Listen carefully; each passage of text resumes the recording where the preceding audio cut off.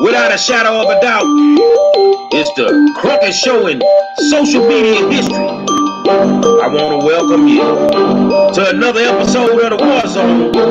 I got my co-host, Donovan Sadiq in the building, the Queen, Demetra J, my man Damian Thaddeus Jones, and Quanell X is on the way. Say, man, he went down today. You crooked law, we running up on you. We don't do drive-bys, we do walk-bys. And we're going to walk straight up in your grill. That's how it's going. So if you the police, you better get a dog if you're scared. It's going down, man. Say, man, I want to welcome y'all to another edition of the War Zone. I want to thank you for tuning in.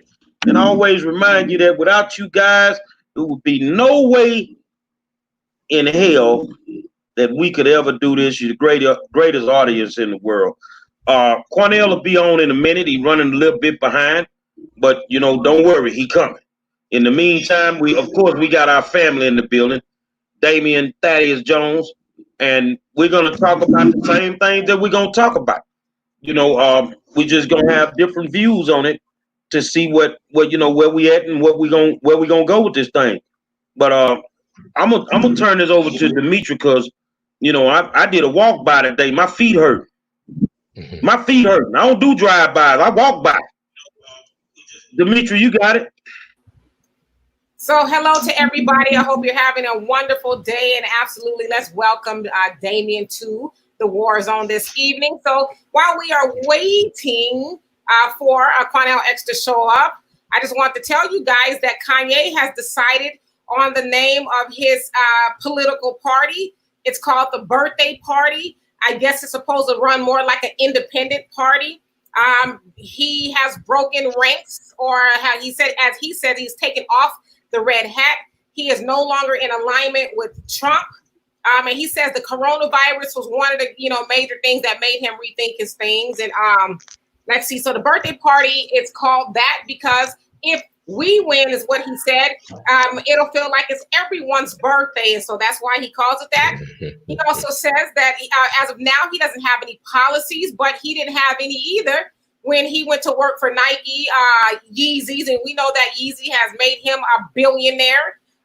Nor did he have one when he went to work for Louis Vuitton. So he says right now he doesn't have one. And he's still kind of discovering some things about foreign policies and taxes and all of that kind of stuff. But it also should be said that Elon Musk is serving, and so he says, as his campaign manager. Elon Musk is the owner of Tesla, everything, sending people out to space and all that other stuff. So Elon Musk believes in Kanye. It should be said that Elon Musk also endorsed Andrew Yang. And so I don't know what the correlation may be there, but we have to wait and see exactly where Kanye is going to go from this. And he also did concede to the point that, because, people say, well, Kanye is just a vote splitter. He's doing this to help Trump. And he says he's not necessarily doing it to help Trump, although he knows he's going to be taking votes away from Joe Biden. But he says that's okay because it's a little bit racist and that of white supremacy to assume that Black people should just be Democrats, that our vote is automatically of Democratic fashion. And so I guess we just have to wait and see. And he says his vice president is going to be Michelle Tigball or something like that. She's a preacher out of Wyoming, and there's not a lot known about her yet, but I guess he likes her because he also lives in Wyoming, so maybe that's where he met her. But that's supposed to be his running mate, so stay tuned. Say, Demetra, you got a phone. I need you to see if you can get a call over to Kanye and tell him me and my Republican homies gonna kick his in November. Well, I hate when people run for office. Okay, let's say you don't have any policies. Man, you Black out here. One of your main policies is getting us the damn money. You can always run on that. You can always run on police reform. You know what I mean? It's like, how do you not have an agenda with all the problems going on in the Black community? I'm just done with it. Kanye got his reparations when he got the loan. Well, I would say this. Yeah, Kanye, and listen, I'm nonpartisan. I'm not voting for anyone at this moment on a national level, but it's funny how people want to take Kanye to task, want to rake him over the coals. He doesn't have a policy, he doesn't have an agenda. But does Trump or Biden have an agenda for Black people?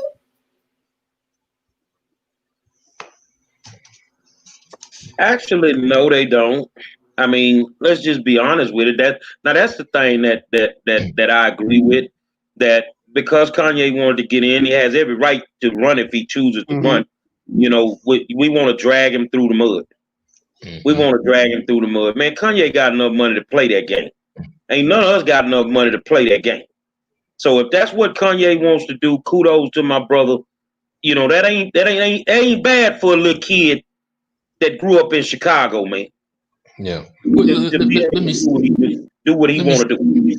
Let me say this, and I think Demetri and I think you and I may have talked about this on Facebook, but it's crazy. I mean, listen, we don't know what Kanye is going to do. I mean, he hadn't put any paperwork out, so we can only speculate at this point and just kind of talk about it.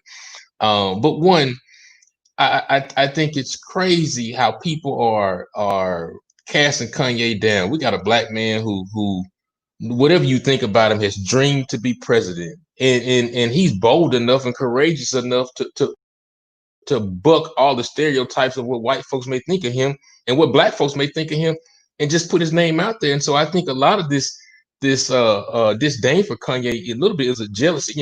Drake said jealousy is love and hate at the same time. Some of us wish we could be as bold and courageous as Kanye to say that we want to run for president. Number one. Number two, Trump didn't have any type of plan or agenda or anything when he ran for president. He just talked, right? And he was able to win, right? And so I've been on political campaigns where there was no real agenda, but the person almost won. So don't talk to me about he didn't have an agenda. But I think the third thing here is there are people, and some of them may be in your comments, there are people who are madder at Kanye for talking about running for president, but they entertain the idea of Michael Bloomberg being president.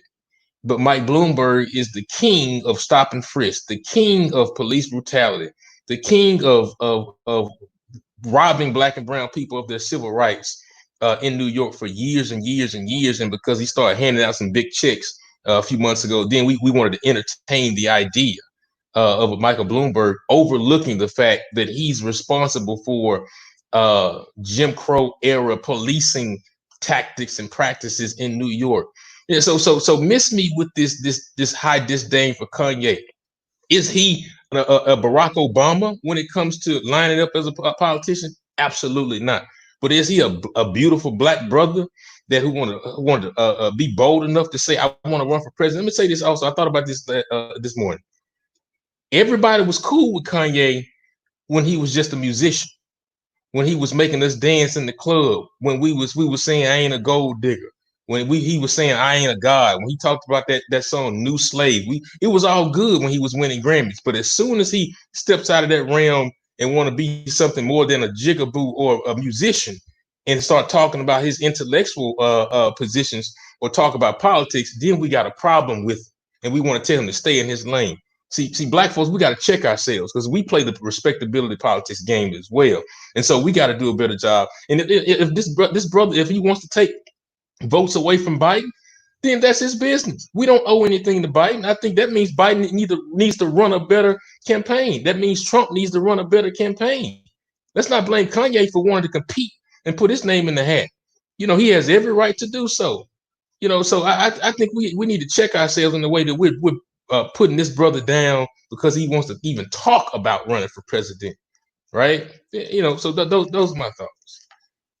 Well, let me rebut that. Like I said, I don't have a problem with any brother that wants to run for president, and I'm with you with the Kanye doing what he wants to do. But what I'm saying is, I get tired of these politicians that they start running and then they act like they don't know what they should be fighting for. You know what I mean? It's like, the issues are out there. Just grab one. Like right now, if Joe Biden really wanted to run for president and win, straight out, get on the reparations train. Criminal reform, get on that train. defunding the police or whatever. I mean, there's a way it's a straight path, but they don't want to talk about those issues because they're really not interested in them. And I'm just saying, as a black person. But Donovan, I think what we found in that article that was released this morning, that I think one of the biggest things that pissed him off is when Biden said, if you ain't voting for me, you ain't black. And I think that was probably one of the catalysts that said, hey, I'm just going to run for president, because he felt like that brother was racist in that comment. And so he said, hell, then I'll just go ahead and I'll run for president too and give black folks a real option. And so that alone says that he wants to stand up for black dignity and black respect. So we can't blame Kanye for wanting to stand up for us, all the while we choose to support Biden and overlook his connection to this. I'm talking. I read the 1994 crime bill from back and forth the other day. It is vicious in what it did to our communities. Mandatory minimums, incentivizing building prisons, and making sure people stay in jail for at least 85% of their term, and the states would get more money for that. He can't apologize his way out of that. So we overlooked that. But last time I checked, Kanye was at the White House advocating to get Larry Hoover out of jail, right? Well, that's why he put that that red hat on, advocating for a brother, right? It wasn't about Trump. It was about playing the game to get a brother out of jail, right? But meanwhile, we'll cast Kanye down, but we want to lift up this white man that has continued to oppress us by way of his policies, and now because he sees a political end for his own self, he wants to apologize. I'm not here for it. And I think it should also be said that no matter how you feel about Kanye's wife does the work when it comes to black people. Absolutely. And taking herself to the White House, whether we like Trump or not, helping to get, and I said helping because I know there's other people with her, but she's using her platform to go get black people freed from life sentences over, small little dope charges and stuff like that. And I also like to say too, in regards to Barack Obama and Kanye, neither one of them to this point really had a black agenda, because Obama didn't do anything specifically for black people either.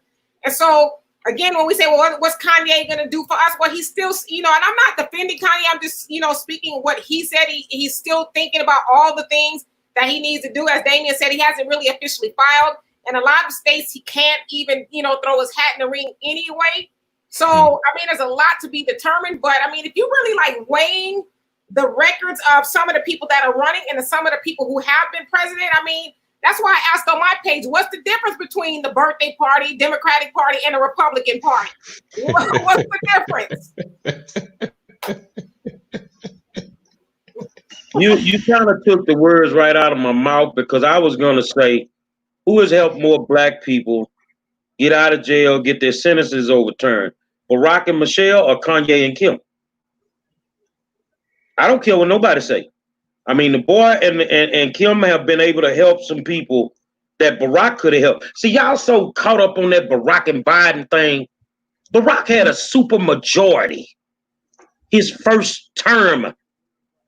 That means reparations, he had all the votes to get it.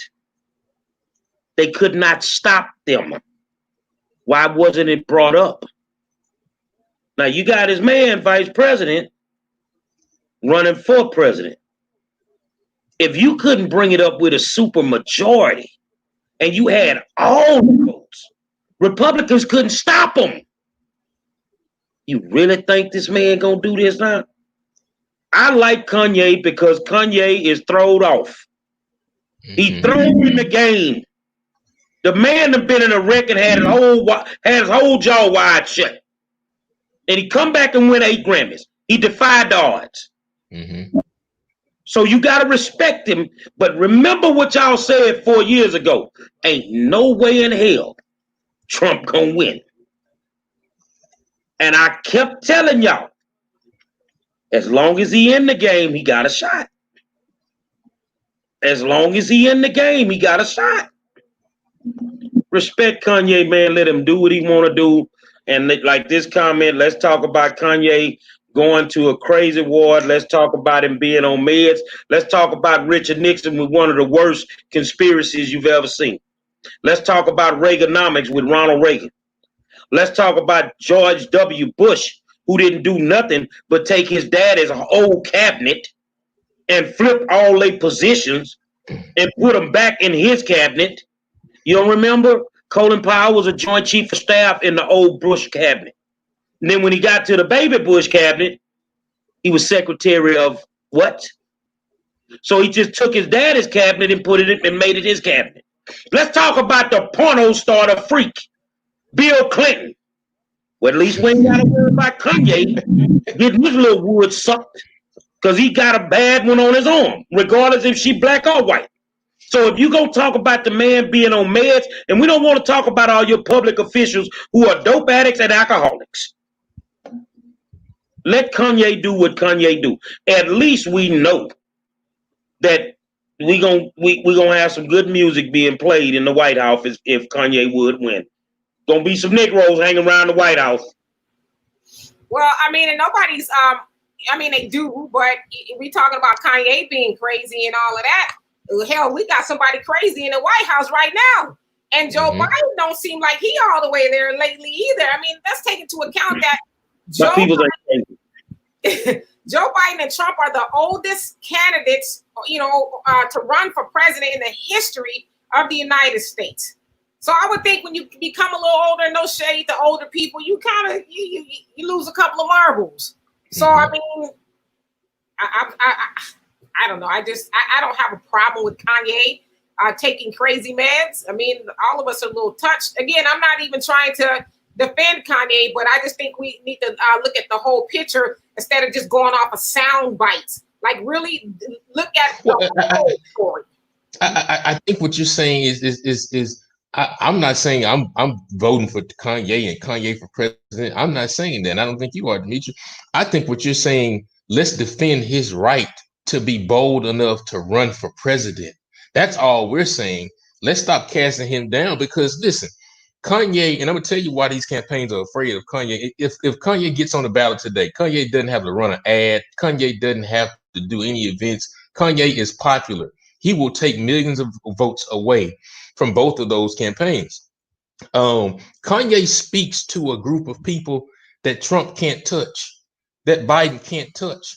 And they wish they could energize that young urban African-American aged 20, 25 to maybe 35 or so, 45, maybe a little younger than that, if you will, that can right now, those people aren't energized to come out and vote in this election. But if they see a Kanye, a guy that they've been rocking with, a guy who put them through college with all the fly songs, a guy who told them to wear their polo with the collar up, if you will, the guy who was bold enough to tell Taylor Swift that she didn't deserve a certain trophy over Beyonce, right? My first concert was Kanye and Jay-Z, Watch the Throne in New Orleans, December 5th, 2013, and I stood on my feet for 4 hours. Kanye will get our generation to the polls, right? And he'll get us energized in terms of what's happening in this election. Because right now, a 90-year-old Joe Biden and a off the rocker Donald Trump just doesn't do it. And so Kanye can inspire a 15-year-old right now who's thinking about politics, but they don't see anybody that looks like them. Maybe once they go to school and maybe in 20 years, they'll say, hey, I ran for president because I heard Kanye say it, right? And maybe that person didn't resonate to a Barack Obama. So we got to stop shooting down people's dreams because we ain't bold enough to dream it ourselves. And Kanye been talking about this for a long time. I'm defending his right and his ability as a man, as a black man, to be bold enough because the poem said, what happens to a dream that's deferred? And then it shrivels up, and because of societal expectations, we let it just fester away. But Kanye said, to hell with that. I'm a billionaire, and I'm going to do what I want to do. And that's what white folks been doing for 400 years. So why not Kanye do it as well? Well, I'm going to say this, and then we're going to move on. Yeah. A lot of these people watching this program say they Christians. So if Kanye beats Joe Biden, that is God's will. If Kanye takes votes from Biden and Trump, that is God's will. Mm-hmm. But I want y'all to know something. The Trumpster is not crazy. He's a little challenged, but he's not crazy. Trust me, he ain't crazy. Because him and Kanye, they kind of the same to me. They're a little eccentric, but they know about their money. and they know how to make money. So I love it. I'm glad he's doing it. I mean, some of y'all just need to go run for school board. Mm-hmm. Go run for city council. Go try to run for something. We need some help. I know today y'all saw the videos that was posted, the press conference. And we just got word that Quanell is on his way. You saw us protesting at a press conference. Precinct 2 Constable Darryl out in Fort Bend County, Texas, Missouri City. And that's because Mr. Smith has done something that Chauvin did to George Floyd. Is in the documentation. That documentation was obtained by doing open records requests. And we are at a point, some of us, where you rogue police officers, we're running up on you, man. We ain't doing no more talking. No more. The hood got something to say. I had this conversation about an hour ago. Don't say I didn't warn you, but we're not putting up with it no more. So what you saw today was a collaborative effort between a lot of different groups, the Candace Ward Matthews, the Monroes, the Quanells. I mean, it was so many different groups there that just came together to say that if we can get on our high horse and want to go to war when the white cop killed one of us, Mm-hmm. then Mr. Black Man, you're going to get the same treatment. Right. We expect better from our people. He's not a good representative of the community. And the people in Fort Bend County need to be aware of the type of officer that is patrolling their streets. I see my brother Quanell just popped in. There's our brother. There's our brother. So we were just talking about, we had just started too, Quanell, talking about the press conference from today, and how where we are, especially in the hood with the street cats, that we just tired of it, man. You can't seem to control your cops, man. You can't control your politicians. Finna have a problem, man. And today was the beginning of these folks really starting to have a problem. So, I mean, it didn't stop once everybody left, because me and Mr. Smith got into it again. And like I told him, I'll knock your grill out your mouth. I'm not cool with you calling black women bees, and I'm not finna stand out here and let you intimidate these female candidates. So, Quanell, what you got to say? You hear the people been waiting on you, brother.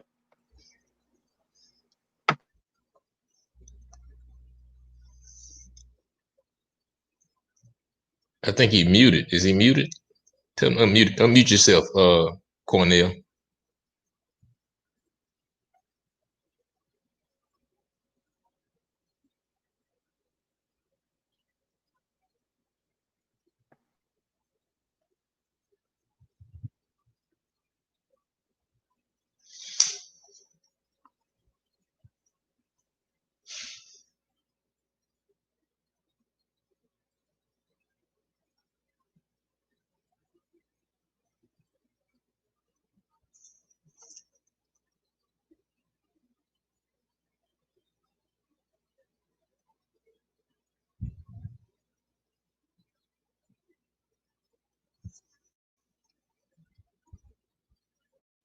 He's gonna come out and come back in.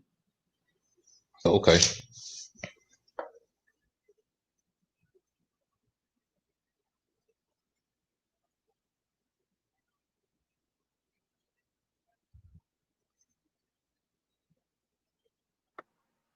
He got to unmute his mic now.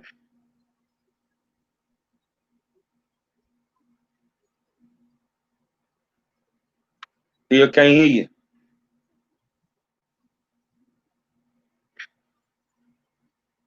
Let me try something. Kick him out. I'm gonna kick him out and force him to come back in. So in the meantime, Dimitri, what you think? You saw a little bit of it today. Well, we don't have constables out here in California. I don't think. I could be wrong.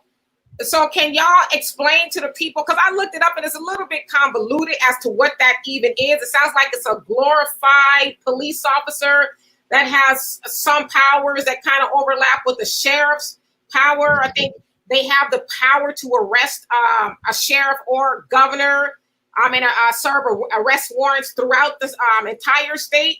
So, I mean, am I on the money? Like, what is it in a nutshell? What is a constable?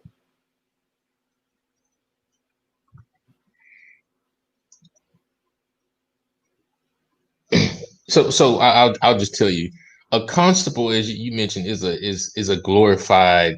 I won't say glorified. I don't want to disrespect their position and what they bring to the table, but they do things like do evictions, serve paperwork, warrants, and things of that nature. Just kind of administrative type things, but they don't do a lot of on the ground, in the weeds policing. You leave that up to the sheriff department, HPD, and things of that nature. But they essentially are a law enforcement community servant, but they're not doing the day-to-day kind of policing type things. So. Okay. Monroe, you still muted. I think maybe he's talking to Quanell on the other end. Okay. And I'm still a little bit confused as to what's going on. I know that he and Mrs. Beard are in a runoff election that takes place on the 14th, and it sounds like.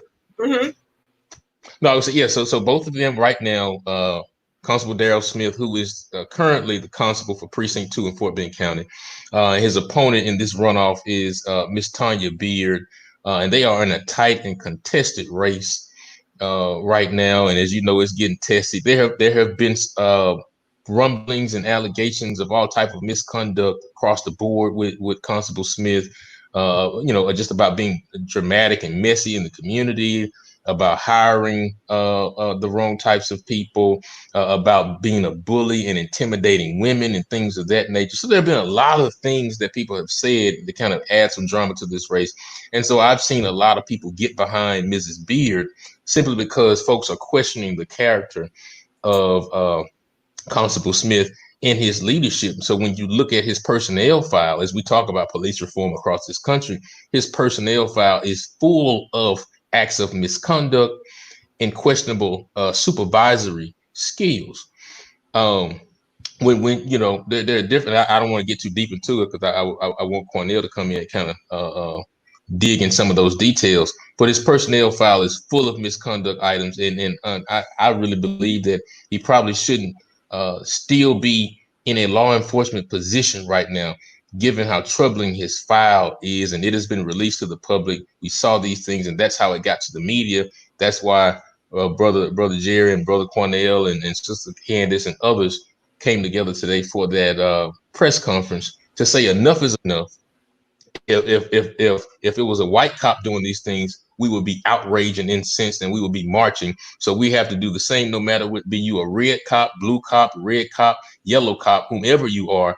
We need to make sure that our communities are safe and they are being protected and served by people of high character, people who respect the community, and people who will do their job with dignity and not abuse the power that the badge gives them, because they have the power of life and death. They have the power to put someone in an incarcerated position for an extended period of time. And so just from the things that we've seen, I think the community has said now enough is enough. And regardless of whether he wins the election or not, the brother should step down and resign today, whether he wins it or not, because, I have family out in that area, living in that area. I have a teenage nephew and nephews and another nephew and niece who are going to be teenagers soon.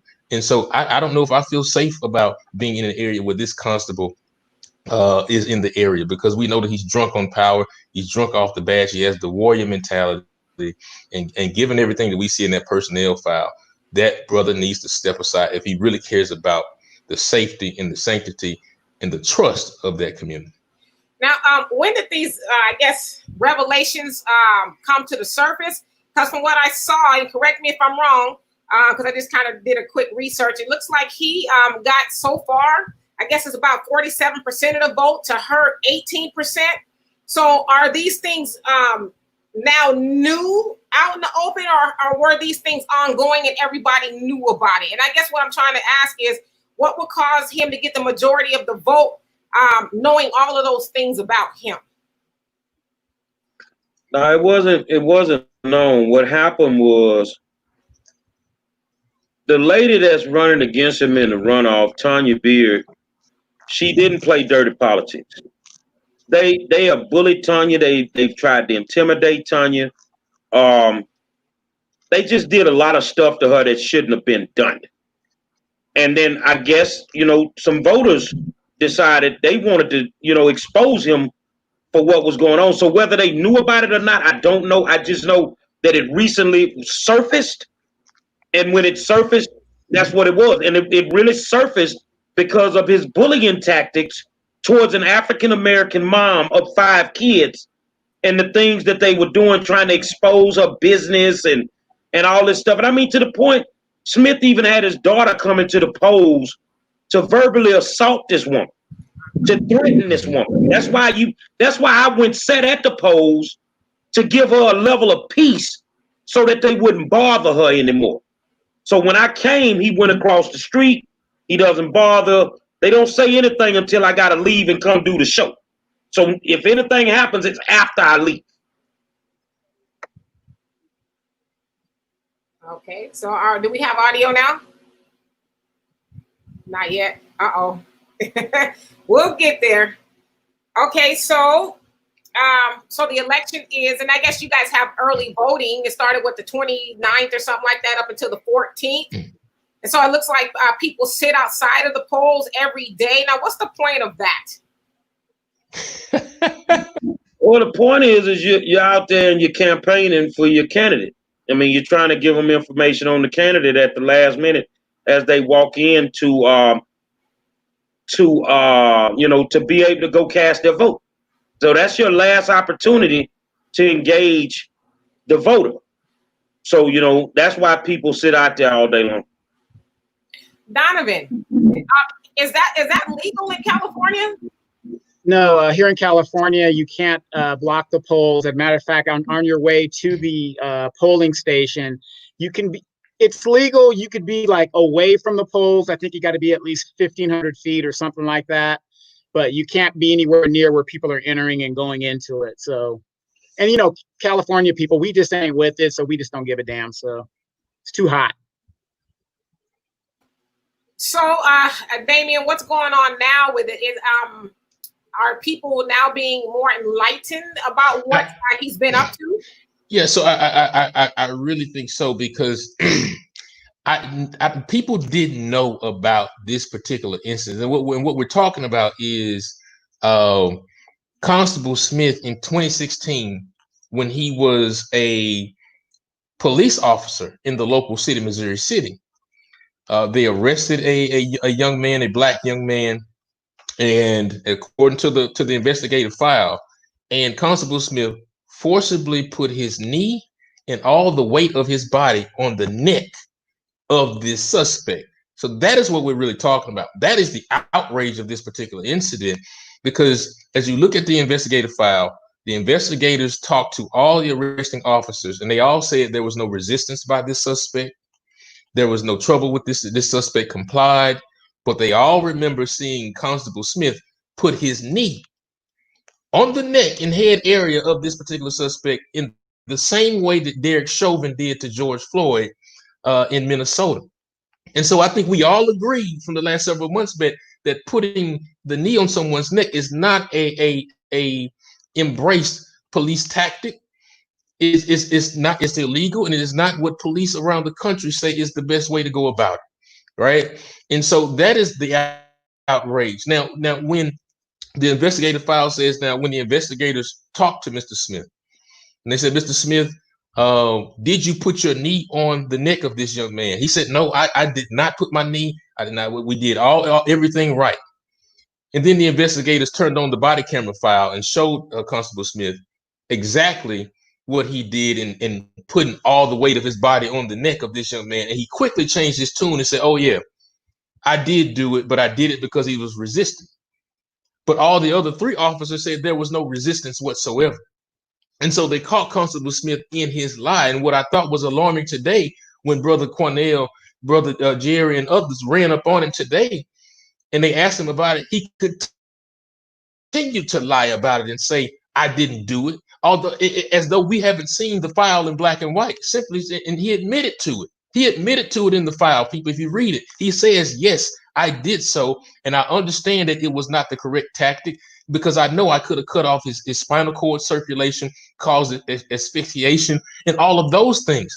And so as a result of his poor actions, they put him on 10-day suspension.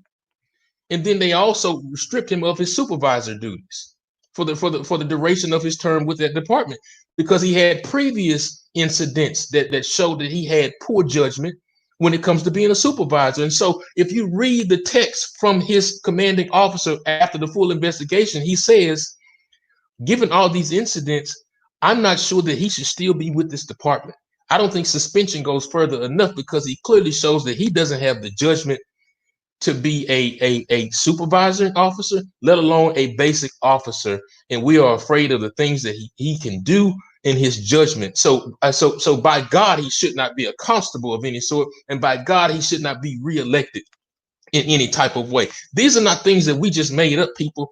This is in the personnel file. Thank God for Public Information Act that allows us to get these type of information, because most cops have at least 10 misconduct incidents on their file, but they continue to have their job. Now think about everyone who has their job. You're on your job at Mickey D's, you're on your job at corporate America, you're on your job at whatever place. You can't have 10 insubordinations on your personnel file. They'll fire you after 3. When we talk about our criminal justice system, there are people serving life sentences of 25 to life right now because of 3 strikes. But here we are allowing a Darryl Smith and other law enforcement officers to have 10 to 15 to 18 misconduct incidents on their file, and they still have their job, and now they're skinning and grinning in our community asking for the vote. It is asinine, it is ridiculous, and I'm glad we have come together, because we need to take a stand and keep applying the pressure and keep the heat on these road cops and these bad apples so they don't spoil the whole barrel. And so Darryl Smith, I think everybody in Fort Bend Precinct 2, everybody across Fort Bend agrees with me when they say Darryl Smith has to go today, be it by election, be it by his resignation. If he has any character, if he cares about children, if he cares about the community in the way that he says he will, then he will be a man and step down today to make sure that we have somebody of high character, high quality integrity in that role as constable, to make this community feel safer and make sure that Fort Bend community grows stronger. And so I'm urging the district attorney, Brian Middleton, in Fort Bend, to take a strong look to investigate this case, because that is your job, to make sure these people are safe. And so in 2016, we cannot allow a need to be on the neck. In 2020, we cannot allow a need to be on the neck. And going forward, we cannot allow a need to be on the neck. And so do all you can. Contact your district attorney in Fort Bend. People, go to the polls in Fort Bend and vote for our dear sister Tanya Beard, because that is the best way forward when it comes to the constable position in Fort Bend. And let me ask this really quick. What is the demographics of Fort Bend, and what political affiliation does Mr. Smith have? Democrat. Yeah, I think that, well, they both are Democrats. They running for runoff in that Democratic runoff. But Fort Bend is a very diverse area. It's about, I think it's about 4. Nope. Fort Bend is 12% white. 12% white? 12 to 18% white. Okay. And African Americans are running maybe 40, something like that. So it African Americans are prominent. They're prominent there. Let me just say this here. Darryl Smith is a coward. He's a coward. Brian Middleton, you can be a hero. That's the DA of Fort Bend County.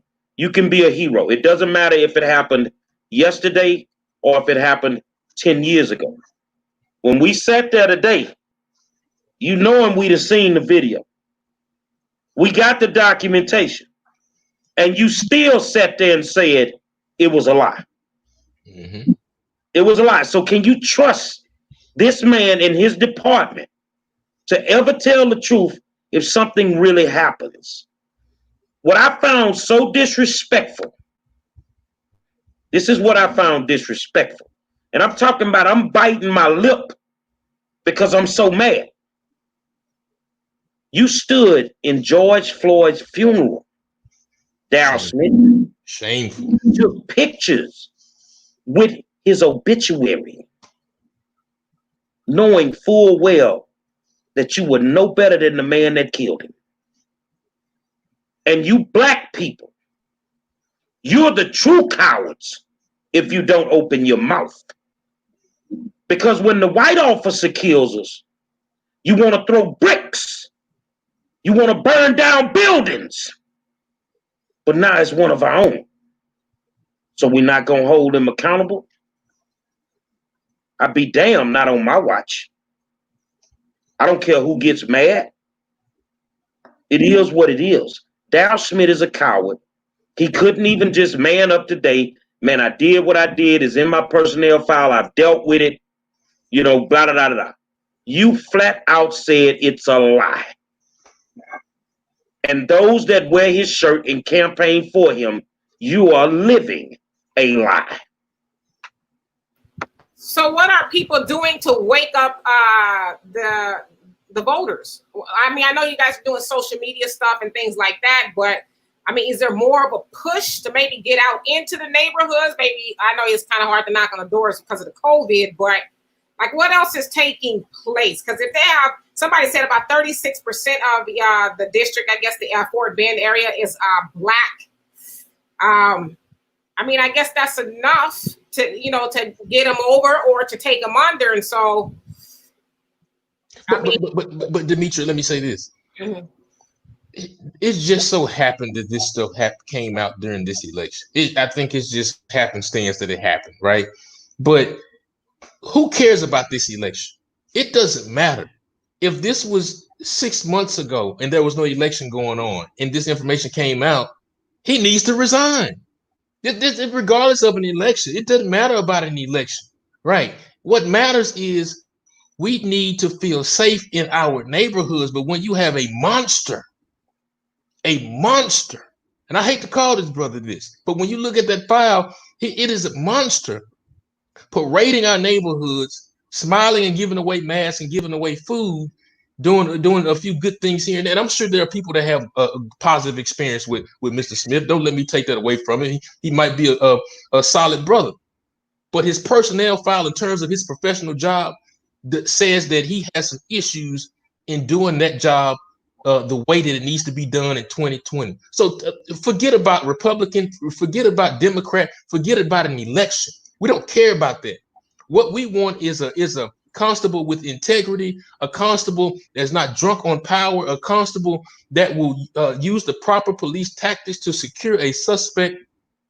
And I think Monroe even talks about that there's allegedly a situation where he tried to suffocate a suspect in the back of the car, and his colleagues had to stop him from doing those type of things. So we're talking about someone that may have some serious issues here.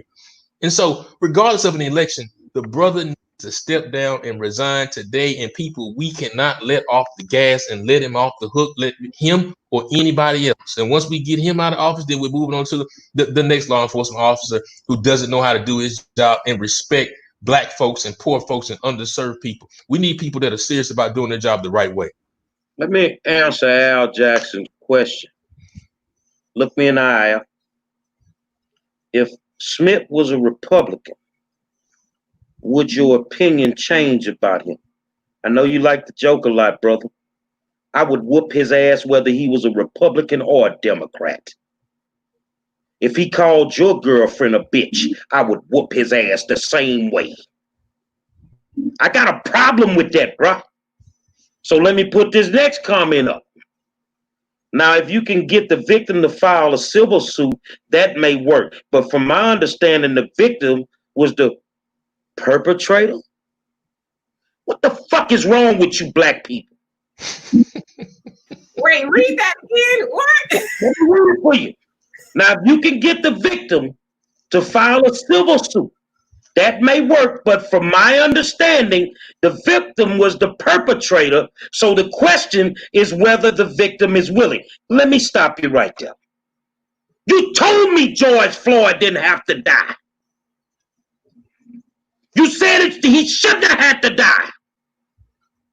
But because this is somebody y'all are beholden of, somebody y'all kiss their behinds, you get to take pictures with them. That makes it okay. You know what, Demetria? Dr. Matthews has just popped in here. I'm gonna kind of just get away from this because I don't want to disrupt the program. But if you rocking with Darryl Smith, I hope you die with a dead dick in your mouth.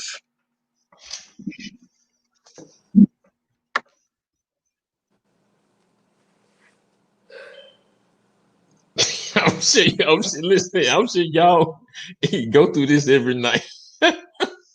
Yeah. Well, hello there. We got a new guest on the show. Hello, Dr. Matthews. Hey, Demetria, how you doing? I'm doing well. How about yourself? All right. Hey, Damien, how you doing? Dr. Matthews, good to be with you. How you doing, sir? Hey, Gary. Gary done checked out. So what say you, Dr. Matthews? What you got to say about it?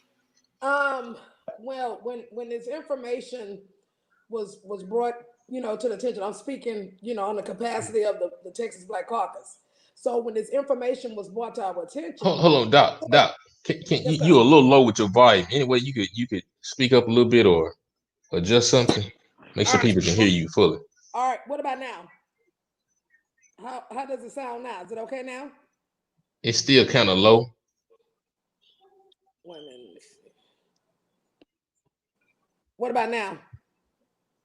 That's coming up a little bit. Yeah. Okay. You're just gonna have to talk loud.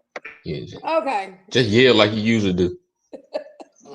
Well, when I'm speaking based on the capacity of the Texas Coalition, Texas Black Caucus, as the accountability chair, when this information was brought to our attention, what the process, what we do, we research the information first. We have to look at the actual documentation before we can move forward on sending an actual letter demanding for, this specific person to resign from his position. And going through those documents, and I'm still going through them as we speak, it was horrid because no one with that type of record should not be in public office. He shouldn't actually have a peace officer's license, to be honest. And then on top of that, for us to go and speak with him today, and then you just gonna continuously lie? Like, we have the proof. The proof is right here. So so what you're saying is that wasn't you. Oh, okay. So my thing is, I believe in awareness that the voters need to know who they're voting for. You need to know, because you could be voting in the wrong person that has a different agenda. Period. First of all, you really got to look at where these people are located. So Demetria and Donovan in California, us three are from, we in Houston, surrounding areas. You're dealing with a community of professional Negroes. You're dealing with a community of poor Negroes that want to act like they white folk. They want to act like they better than everybody else. They don't want to admit they got issues. You got one candidate out there right now, they trying to push her with everything in their power, but this woman wanted to go against low-income housing. And it's a slew of poor people in that community. We need to get straight. Darryl Smith gets to stay in office as long as the community doesn't raise hell about it. Right. If they raise hell about it, Darryl Smith will come out that seat. Because what I think? he has no political protection. Yeah, and I definitely concur with that. And another thing that I really think about what happened today, it basically showed that you know, the community has came together, you know, to address this type of behavior. And we're no longer going to sit up here and just be talking about it. No, we're going to put it out there because that's what's important. You need to have awareness. And this is why a lot of these elected officials are getting away with things, because nobody is holding them accountable at all. And see, it makes it even more so powerful when you hold them accountable and it's not he say, she say business. You have it in black and white. And one thing about us, our people, we need to be able to know how to utilize our resources, because anybody can go and pull those public records, but we have to be able to do the research. I mean, what's your right? Right, exactly. You know, I myself out here in California, I'm known to pull records and drop documents, and I've been doing that for 4 years. And right now, I'm in the midst of dropping documents on. We have a city clerk who's making $150,000 for a job that requires a bachelor's degree. She has no degree. How did she get the job? Cronyism and corruption. And Demetra will tell you, I am constantly putting these people on blast. And my position is this: here are the documents. These are the facts. If you want to continue to vote these people in, then you get what you deserve.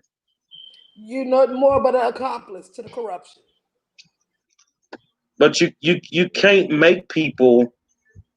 You know what we were talking about last night. You see what I'm saying? A lot of what's going on with us is our own fault. It's our own fault.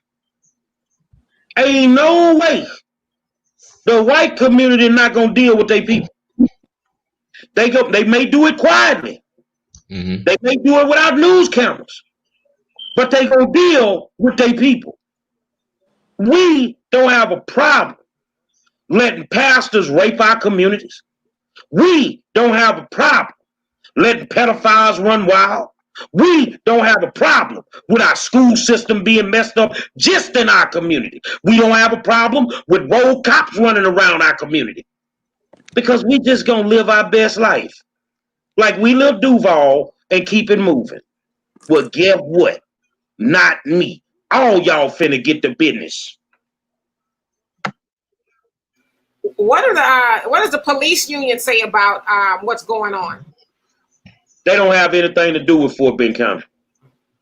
They don't have anything to do with, unless they independently join them, if they allow them to. I don't know, but they normally don't have anything to do with it. But you know, we have an African American district attorney in Fort Bend County.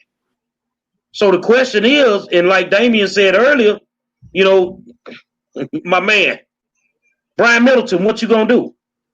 Brian, I like Brian, but I got some toilet paper, Brian, if you need it, because it's time to shit or get off the pot, Mr. DA. I'm surprised. I thought for sure that Brian would have got on and addressed this, like, because when this happened in 2016, was Brian already the DA at that time? No. No. Oh, he wasn't the DA at that time. Well, to the best of my knowledge, people say that Brian's scared of this dude. Yeah, I'm gonna put it out there, Brian. They say you scared of him. Say people been complaining about this clown. You won't do nothing with him. I done sat in the man's office. I love Brian Middleton. I think he's doing a great job. No question about it. But this is your elephant in the room right now. Yeah. You have to make that decision right now. Well, you can't. And you know the crazy part, Brian? You can't expect us to keep running across the street, supposedly dealing allegedly with the racist sheriff, when you don't want to deal with the out of control black constable. Mm-hmm. Mm-hmm. Oh, well, can I say this, y'all? I thought for sure Brian would at least jumped on this, because I actually like Brian as well. Well, now he has all the ammunition he needs, so it should be an open, close, shut situation. I mean, that's my opinion. You got the documentation now. So let me ask Demetra and Donovan, because you have a big gang culture in California. Is what it is. I mean, and you know what I like about that is that they actually have started doing a little bit better. You know, they the Nation of Islam working with them cats, you know, they start doing a little bit. Let me tell y'all what finna happen. We about to call a street meeting. I'm telling y'all exactly what's finna happen. The gangsters finna get in the room. We not finna keep putting up with this. I don't need y'all killing each other, but it's time for us to patrol and protect our own neighborhoods. We can't do it no more. Excuse me. Go ahead.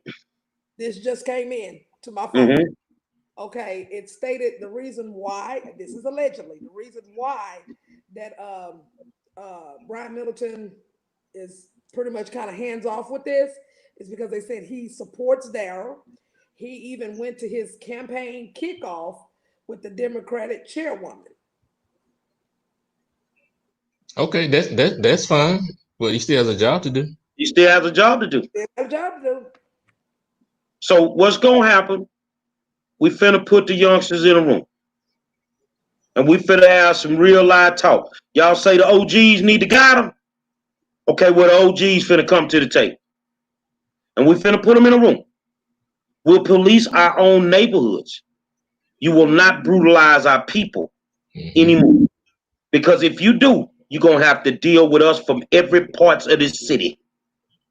Because if you beat one of us, if you put your knee on the neck of one of us, you're gonna deal with thousands. You're gonna deal with thousands. I'm sick of it. And to sit there and watch that man with his leg folded, oh, that's not right. That's not true. You think somebody playing with you on Darryl Smith? Yeah, you don't know how close you came to getting a taste slapped out your mouth. Gary, can I say something? I saw you still standing there. I was like, Gary, to be honest with y'all, I had it on my mind. I know. I was like, Gary, no. See, let me tell you something. This dude is a coward. You out there, you calling women out their name. You intimidating them women at the polls. But as soon as Lil Monroe show up, I'm not an officer of the law. You went sat in that corner that you sitting in today, and you will not open your mouth when I'm out there. And you know why? Because now you got to deal with a man. And I'm a man, Darryl. If you whoop my ass, I'm good with it. But you're going to have to whoop me every single day. And sooner or later, if you whooping me every day, I'm going to get your ass back. There, wait a minute. You get your boy. Damien. He was just standing there. I saw it, but check this out. How do we get the video? How do we get the video for to share it, to get it online, get it on Facebook? Because I think people are not grabbing the magnitude of this. And videos always tell the full picture. We could tell somebody what happened. People don't read. We could share articles. People are not going to read full personnel file. But if they saw a video of this actual act, just like we saw Chauvin and George Floyd, the image of it really resonates with people. Because I want to think about, what if Darryl Smith put the knee on his knee on the neck of your nephew or your daughter or your husband or your wife or your father or something?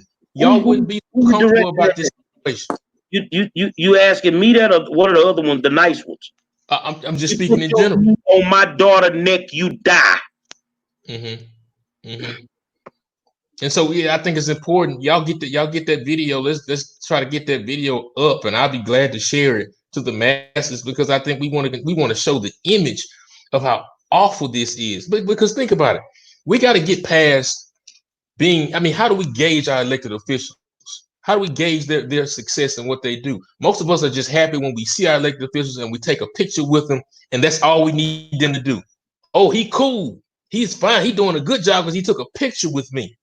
Meanwhile, within his professional movements, he or she is ineffective.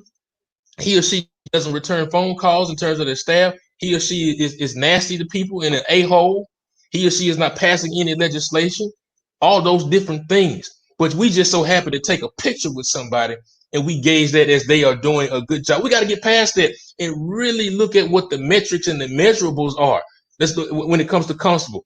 Are they delivering warrants? Are they doing evictions? What is it? What does their personnel file look like in terms of use of force and things of that nature? That how many community events have we done? We got to raise the bar and raise the standard and get past people just taking pictures with us, and we feel like they cool because they come out and march with us or they dance at the barbecue to Frankie Beverly and Mays. We're smarter than that, folks. We are more intelligent than that, and we can hold folks accountable to a higher standard. And when it comes to Constable Darryl Smith, and as Brother Quanell said earlier this morning, I don't know if we want to call him Constable anymore, given his actions. We need to just call him Mr. Smith at this point, because he doesn't need to be Constable anymore. We need to hold him to the highest standard, as we will hold anybody else to the highest standard, and that's how we get a high quality community and a high quality neighborhood. Well, wasn't he allegedly running around trying to say a lot of people was endorsing him? And he lost it. He lost it. I know the last endorsement that he lost, especially Dimitri and Donovan, he was endorsed by State Rep Alma Allen. And I think a day after he got the endorsement, she pulled it. Yeah. Because he found out that he called the female constable in Precinct 7, May Walker, as well as Congresswoman Sheila Jackson Lee. He called them bitches. And it was verifiable, and she pulled her endorsement from him. So now what he's doing, the endorsements that you will see him on his page, he's the Democrat in a runoff, and all of his endorsements have come from Republicans. Have y'all looked at his campaign reports? I know my people. Oh. And that's why I was asking. Yes. That's why I was asking, like, who, what affiliation he is, because typically police officers that are rogue are backed by, more of a Republican base. And so that's why I was wondering. So that kind of makes sense. But, from what you guys say, it almost sounds like he has that who gonna check me boo attitude. And, is he in his mind justified in thinking that? I mean, because if he thought he had something to lose, or somebody was actually going to vote him out, he wouldn't have been, sitting there, like I said, with his legs crossed, like, yeah, who gonna vote me out? If he thought somebody was really going to do it, he would have had a different attitude. That's just, I don't know. Well, I don't know. If I'm looking at a post that someone just sent me just now, I don't know who Miss Monica Rowley is, but it says, nothing has changed since this video. He was working hard for Precinct 2 then and still today. He is for the people. Precinct 2 supports their own. Vote for Constable Darryl Smith. So who sent that? Someone by the name of Monica Rowley. That's Jawbone. That's Jawbone. We call him Squeaky. That's Jawbone. That's his alleged girlfriend. Oh. Got it. You know what? Nothing has to change. Maybe he'll kill one of your kids, and then you'll want it to change. That's Jawbone. They used to call her Jawbone. Oh. Okay. Well, he doesn't need to be there at all. And by me looking at the documentation with all of those disciplinary write-ups, and that was just like over 300 pages a piece, and I'm still going through things. He has no business being in that seat. They want, let me tell you how the game works, and y'all get it. I may go out and consult for candidate. I don't want a job from you if you win. I don't want a contract from you if you win. These people will do anything under the sun to support some of these candidates. I think that we need to look at his department, because Darryl Smith is not the only problem in Precinct 2. Was Sandra Bland, let me ask you, hold on. Was Sandra Bland near and dear to you, once you got to know the situation? Did you feel something in your heart for Sandra Bland, Dimitri? Did you feel something for Sandra, Donovan? What about you, Damien? Absolutely. Did you feel something, Dr. Matthews? Yes. How in the hell does Darryl Smith hire a police officer? What's her name? Hold on. And put them on the staff for precinct 2 that was fired in Prairie View A&M for lying on the Sandra Bland case. What's her name? I'm not gonna do that to her. But what I'm telling you, we do the research on the people in his department. They just as rogue as him. Okay, well, I think I got something. Now, hold on a second. Because now we got a liar. Let's talk about a dope dealer. Darryl, do you have somebody in your department that got caught by DPS with keys of cocaine while working for the Houston Police Department? The man has a department full of rogue cops. And if Missouri City is fine with them, I don't give a damn if he put his knee up your ass from now on. You got the ability to remove this man and them rogue people that's working in that department. I also read that he hired an officer that's fighting a felony charge. And then I guess they found out about it, and then he had to let him go. And he says he didn't, I guess for whatever reason, he didn't know. That was a situation. I guess the cop, something about him patrolling illegally or something he did. That was his kinfolk. Oh. He knew the man had a felony. That was his kinfolk. Now, you might have John Gotti running precinct 2 constable office in Missouri City, because this dude think he Teflon, man. But let me also add this really quick. Now, Monroe always has more information than I have, so I can't speak to any personal exploitations of what he's doing in his bedroom and all that kind of stuff. That ain't none of my business. Look, let me say this to you, bro. 8 years I've been doing this. Why ain't no politicians ever sued me? Listen, you and I always talk about that. I tell you, you always right. You don't lie. I'm just saying I don't know about that. But let me say this: what I have heard from the horse's mouth. I know they call it. Constable Smith, Mr. Smith, I'm sorry, got a position of constable because the previous constable, Constable Reuben Davis, died. Okay, and he served Fort Bend County Precinct 2. Very honorably and very well for so many different years. He was loved by the community. His wife Sharon Davis was loved by the community as well, and they still love her. But Mr. Smith has attacked the widow of Constable Reuben Davis, has been nasty to Miss Sharon Davis, has tried to bully Miss Sharon Davis. Sharon Davis's car today. I ate cookies in Sharon Davis's car. And the widow of Reuben Davis, you know what she said Darryl Smith called her? What? A old bitch. Shameful, man. Shameful.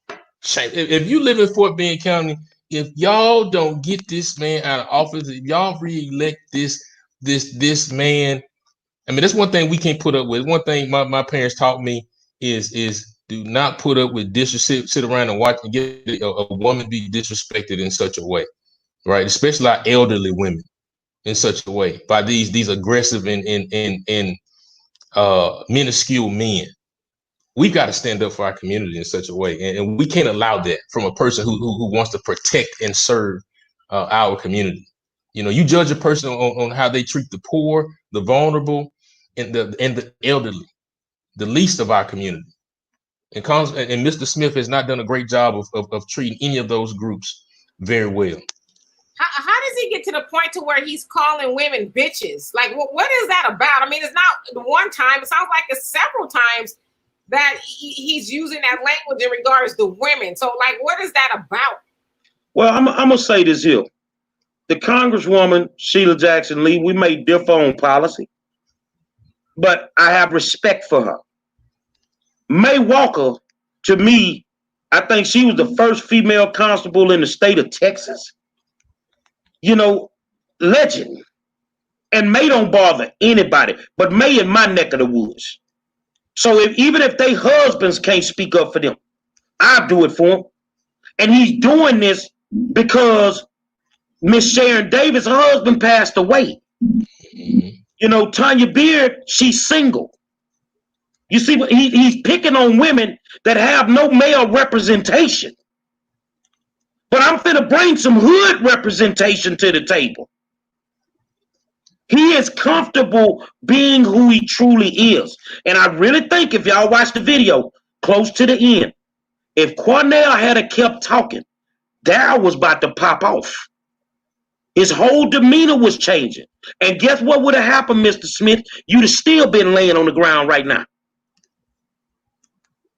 I don't like him. I don't like what he represents. And if that's what Missouri City represents, I want no parts of Missouri City, Texas. And if this man wins, if you thought he was out of control, some people going to have to move up out of there. It's going to get that bad. I ask you this, Monroe. Yes, ma'am. You follow a lot what goes on in the Fort Bend area because I'm not really. I'm a little familiar, but not too much. Now, what is the deal with the young lady that's running for sheriff? Because the information that we received had something to do with her as well. You're talking about Tanya Beard? No. That's who's running. You talking about Janine Hughes? Yes. Well, the thing is, I mean, I don't know the details of all that. I mean, that's buried in my files. I had looked it up, so I didn't memorize that stuff.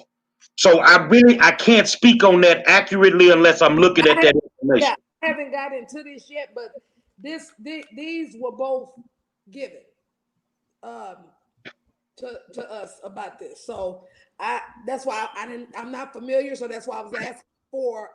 I think that if we go and we look at the files that were sent to us, Demetri and Donovan, because y'all look, this is kind of foreign to you. And but Damian Thaddeus Jones, I think that Constable Reuben Davis, he was the constable when I was living in Fort Bend. Great guy. Great guy. You could go to this man and get it done. He would get it done. I can show you some of the frustration with Constable Davis by some of the recordings that we got from open records. This man was tormenting Reuben Davis. He was tormenting. Now that Reuben's gone, you're tormenting his wife. What this? It's like you can't even write a script better than this. This is unbelievable. As the world turns, Damien, I'm ready for the next task because this one here is me a while. I think our next task. I already know we got more news cameras coming for that one. But I mean, it's time to let the people know. And it's not a secret. Art Acevedo, you got to go, homie. You got to go, homie. You can go do the Cupid Shuffle, and I can call Cupid and make him do a special one for you. You go do that in your next city. Now, I will say this here, Damien. I'm very critical of city council. Yeah. But I love the way that they spoke up today. Man, I was jumping out of my chair today. Let you live in an empty lot now. Let you live in an empty lot now. I won't even say nothing about it no more. Because you see on 10 toes today, Tiffany Thomas. Absolutely. They did. Absolutely. I loved it. I was so happy. We coming for your ass next. I got a question, Mr. Monroe. Damien, I don't know if I'm sure Gary know about it too. Where they had the Hispanic man hanging from the tree a couple weeks back, and he was hanging off 610 and Ella, and he was hanging there for close to 2 days to where he turned he looked like he was black, and that crime scene was not secured at all. We all was walking through that crime scene, and people can see this man hanging from a tree, and it was re-traumatizing the constituents. when we walk in that crime scene, you can still smell the blood and everything. And then I guess once he found out that this was going Facebook Live, then all of a sudden now you want to bring some officers in there and want to try to secure things. What is your take on that? Well, I don't have any deep analysis of that because I wasn't there. I think it shows the larger problem what we're talking about with Acevedo and is just the lack of efficiency overall within his department, and it starts with his leadership. He's too Hollywood to get down into the details. Leaders lead with the details. You have to drill down into the details, and that permeates throughout your department. But let me say this. Let me just kind of fill people in on what happened at City Council today and what me and Monroe are talking about. And so there was a measure on City Council that came up this morning, $166,000 to put forth buying some more headgear, protective gear, kind of masks for cops. Because I think during the protest, a lot of cops got hit in the face with different things. So they wanted to get some protective gear, right? And I think the word got back to Acevedo that a few council members were going to vote against it. And therefore the measure would not pass.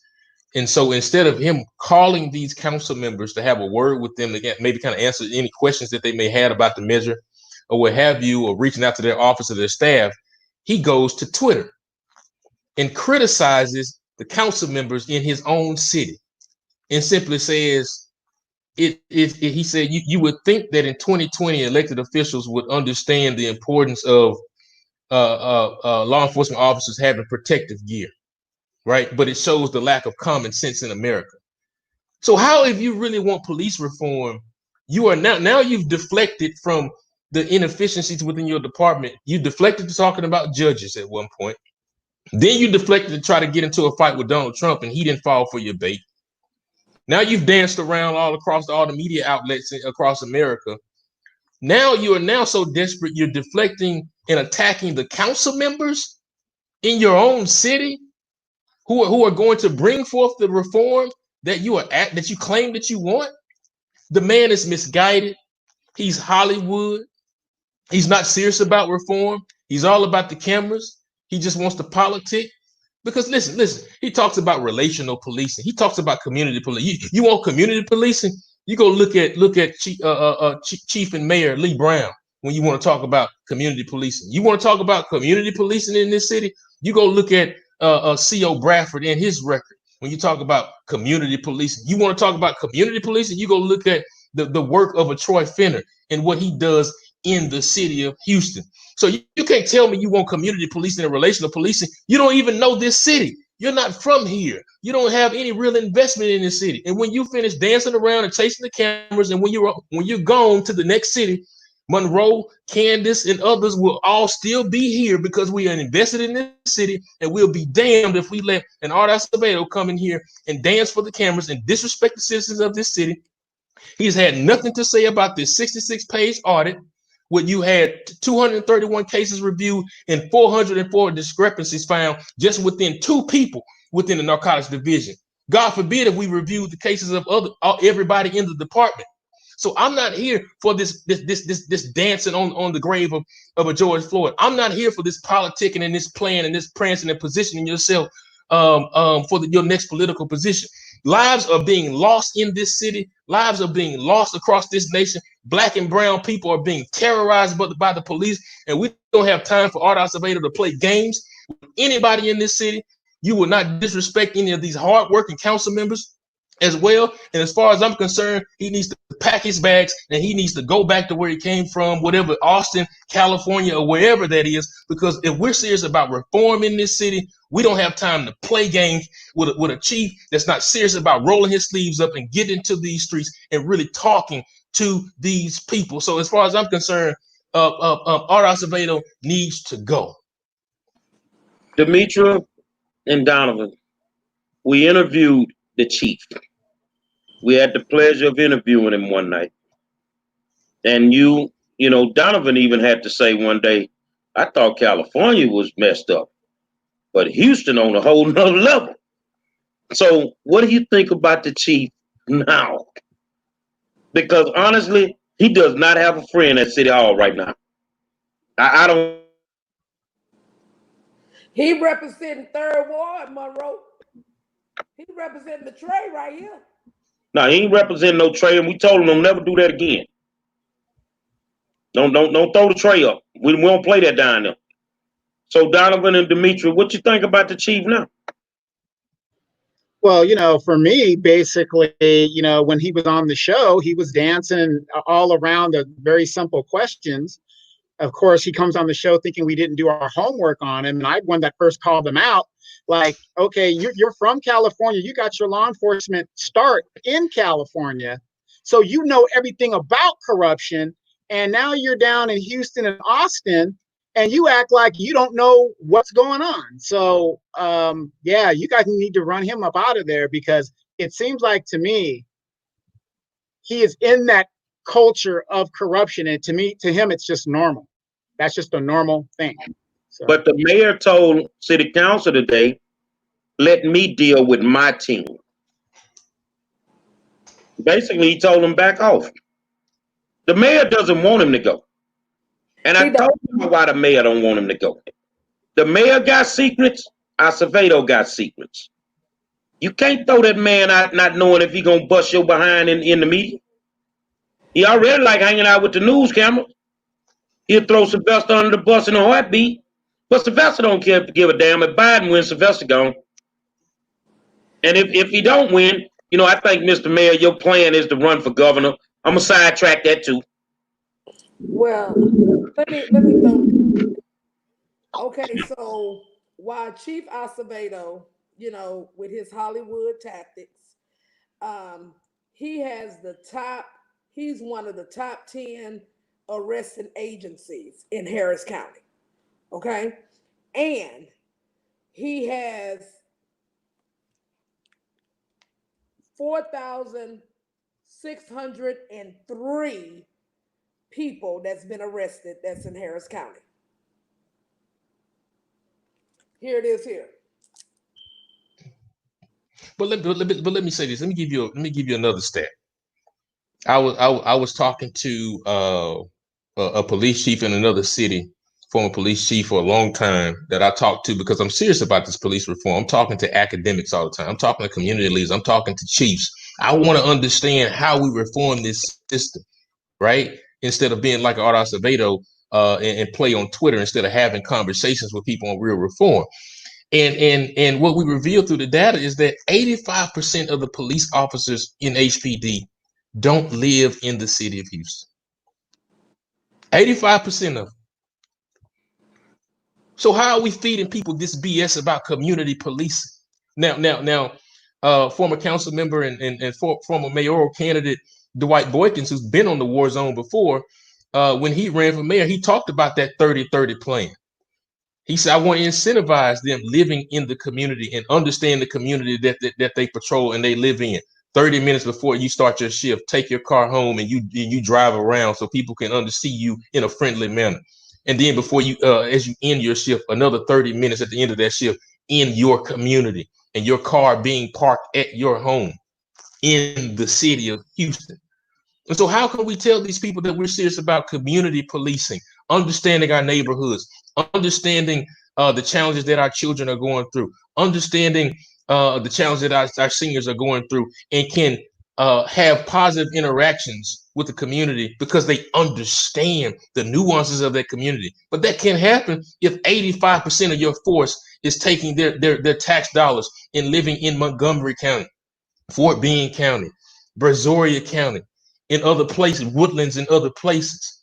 We've got to live up to what we said we're trying to do. We got to practice what we preach. And what I've seen through this audit, through the actions at the top with the chief, and just the overall brutality in the past several years, is that HPD is not serious about moving the ball forward. They're not serious about being first in reform. They're not serious about building and restoring public trust in this community, and I'm afraid that it's completely lost. And I'll go back to this. Art Acevedo said, I think maybe it was y'all's show or some other show, where he said that I think the Black community really likes me. I think my poll numbers are really high in the Black community, and I thought it was hogwash then, and I really believe that it's hogwash today. And so, listen, same thing with Darryl Smith. If Chief Acevedo cares about this community, cares about the trust and being restored in this community, cares about people having positive interactions with law enforcement, he will resign and step down today.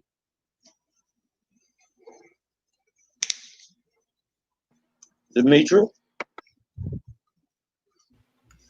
None of it shocks me.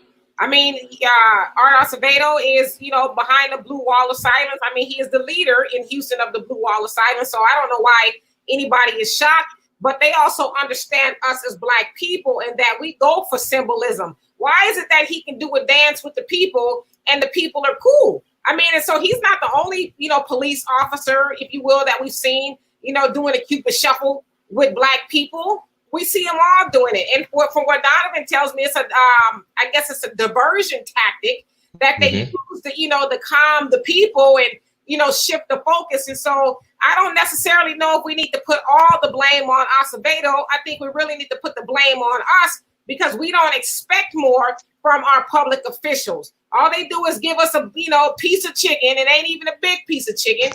And they watch Tusi with us for 5 minutes, and we think that's some sort of form of reparations or of repair, and it's not.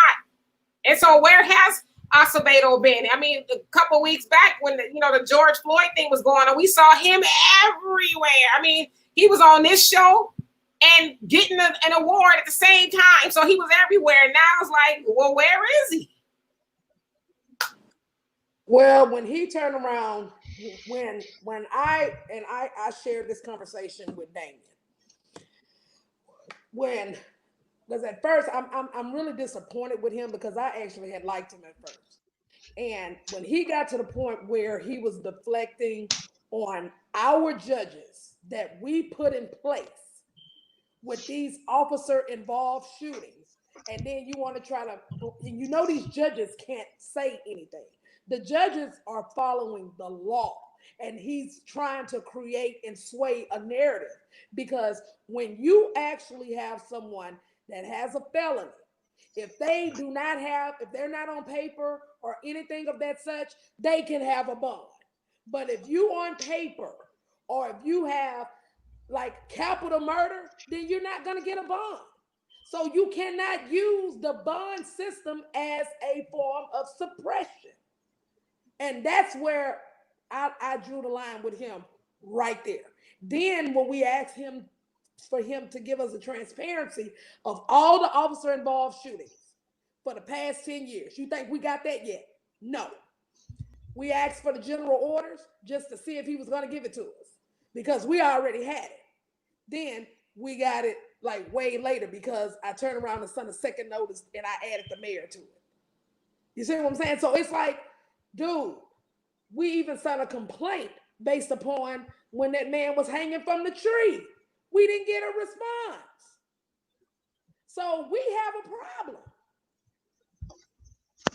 problem. One of the biggest problems that we have is we know what we want the end result to be. We just don't know how to get there. And all you have to do to get the things that you want is make them as uncomfortable as you are. It may sound crazy for me to be out at 3 a.m. waking somebody up. But God damn it, look at what they did today. That's what they supposed to do. And as long as they're doing what they did today, I don't have an issue with them. That's all I'm asking them to do is do their jobs. Do it ethically. No issues. And you don't hear my mouth. But this is, like you said, Damien, that's how I feel about the school system, Donovan and Demetri, with these rotating superintendents. Y'all come and go. We still got to be here. That's why it's important for us to all get together. Yeah. And tell them to hell with you. This our city. That's it. You're going to do what we need you to do. And if you don't, you're going to get up out of here. So I got a question. 85% of them don't live in Houston. Where the hell do the Chiefs stay? Hollywood. That's where you're getting all his tactics from. Hell, I don't know.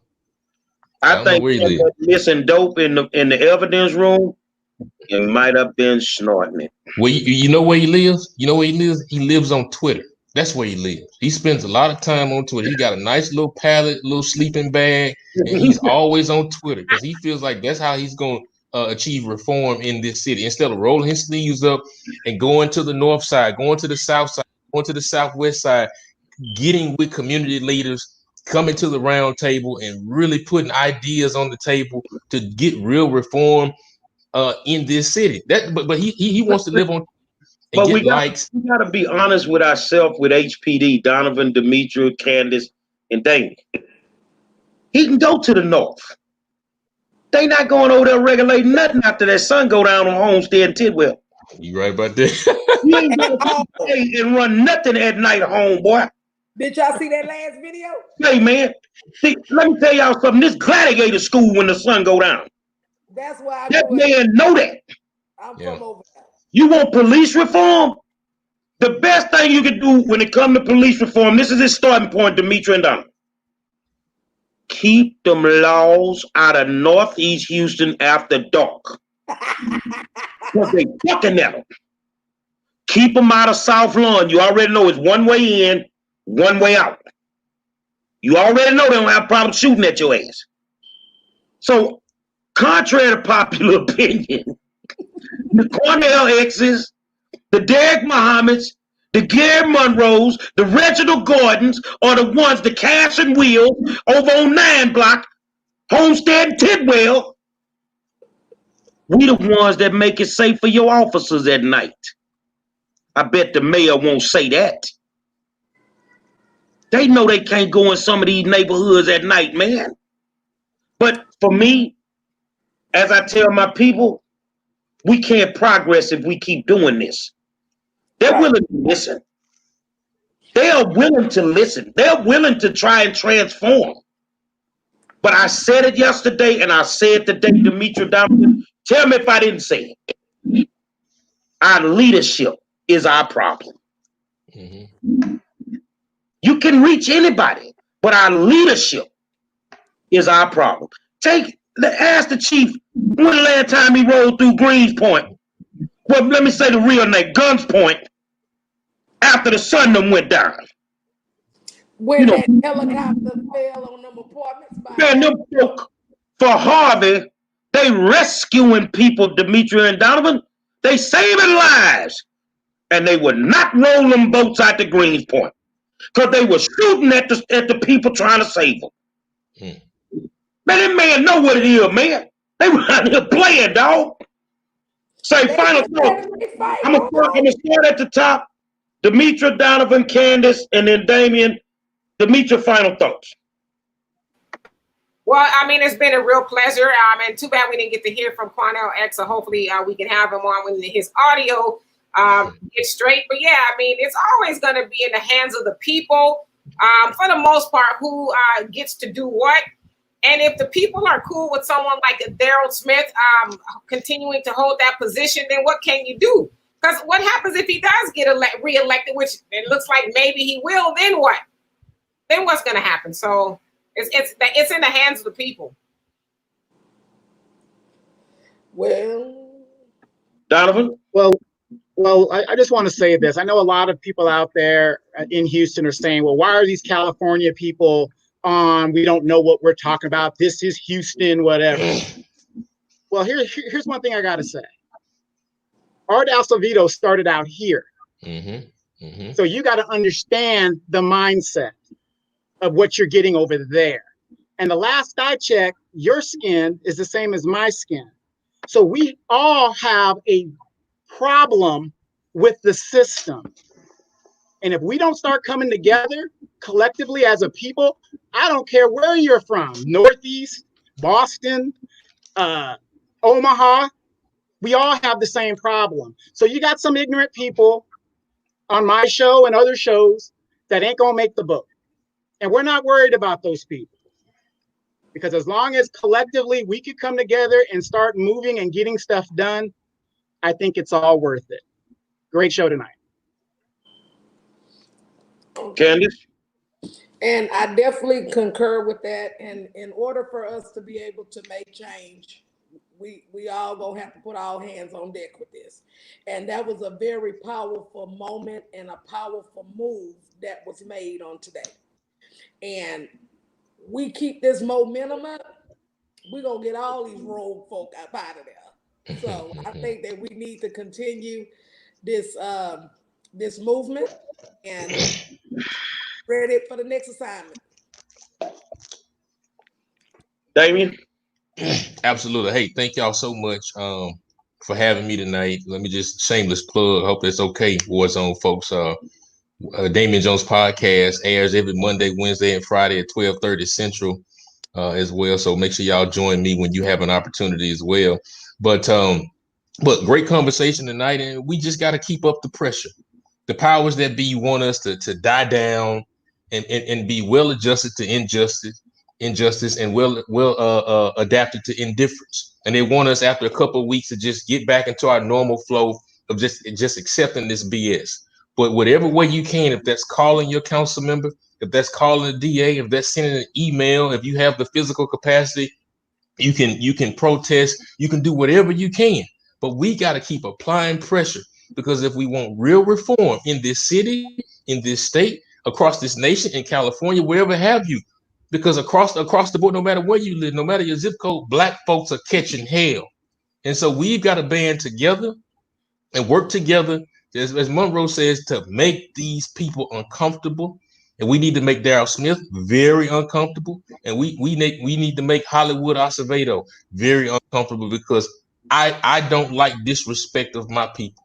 I don't like disrespect of Black people, and you shouldn't either. And let's do everything we can to get these ridiculous people out of protecting and serving our community. But thank y'all for having me. I'll close it off with it was good to see City Council stand up to the mayor today. That needed to be done. I think he has more than enough money to buy whatever he needs for the Houston Police Department. They increased his budget. We don't have to give you any additional money. But I will tell people this, man. I like hanging out with people who are fighting for a cause. It ain't for everybody. A lot of y'all not built for it. Don't even think that you could do it, because it takes a lot. It takes a lot to get up in the morning to be an activist or an advocate and have half the city wanting to kill you. It takes a lot to go against, people in your own community, because you're fighting for what's right. A lot of people aren't built for this. So to stand out there today with those good people, and I got to send a shout out to him. I had the opportunity today to meet and take pictures with Donald Neely, the man from Galveston, Texas, that the police were walking down the street with the rope. Mm-hmm. Very good brother. And he wanted to be a part of what we were doing, and we embraced him as our brother. And see, that's what I'm talking about, man. A lot of y'all just sitting on this Facebook and you playing, bro. It's a damn shame that it's 15 to 20 of us out there fighting for millions of y'all, and you won't even show up. But yet you're so critical of what we do or how we do it. So I'm going to just say this here, and I'm going to say it real nicely. I don't represent you. I don't want to be your kid role model. I don't want to be none of that. The only thing I want to do is make my community better than what I grew up in. And I'm going to fight for that with everything in my power. So if you don't like me because my mouth is loud, I don't care. But if you line 10 activists up in a row in Houston and just gauge us by our work, I'm the baddest man on the planet. Because I just don't talk it. I don't talk like a G, I walk like one. And that's why it was easy for me to defend those women today with this bully. Mm-hmm. Because a man was supposed to do it. We talked about this last night, and I'd be damned if I'm not gonna stand in the face of a bully and call him out. But what did he do? He cowered. He didn't want no parts of that. So I knew he was a punk. So I want to thank y'all. Tomorrow night, Leah Rutherford. We've been talking about it, Donovan. I went and found her. We doing IULs tomorrow night. We talking about getting rich. We talking about being wealthy. You know, I got a saying about tomorrow night, man. If you don't show up tomorrow night for this conversation, you can stay your broke ass at home.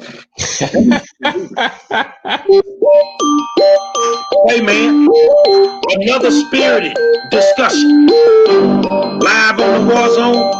I want to thank our guests, Candace Matthews, Damian Thaddeus Jones, my man Quanell, even though he couldn't get in, and my co-host, my partners in crime, Jonathan Sadiq, the Queen, Demetra K, and I am the 5-star general. Say, Damian, tell Art, I'm about to show up with the 5-star helmet.